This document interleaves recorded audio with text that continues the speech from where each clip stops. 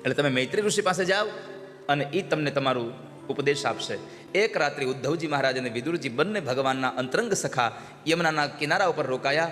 ત્યાંથી ચાલતા થયા વિદુરજી મહારાજ. ચાલતા ચાલતા મૈત્રી ઋષિના આશ્રમમાં આવ્યા.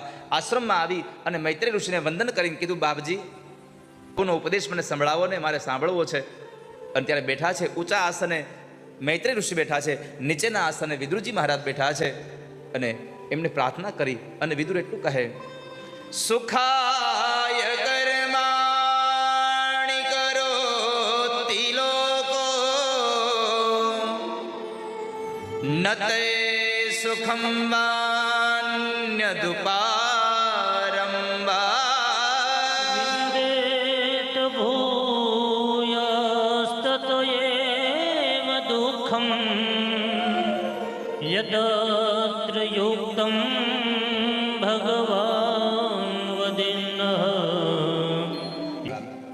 આ સંસારમાં માણસ સુખ પામે છે, માણસ દુઃખ પામે છે. એનું કારણ શું છે? સુખાય કર્માણિ કરોતિ લોકો. શા માટે આ બધું થઈ રહ્યું છે સંસારમાં? મૈત્રી ઋષિ કહ્યું કે તમારો પ્રશ્ન બહુ સારો છે.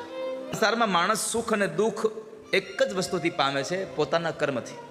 કર્મણ્યવાધિકારસ્તે મા ફલેષુ કદાચ. આ સંસારમાં માણસ કર્મથી સુખને પામે, કર્મથી માણસ દુઃખને પામે છે.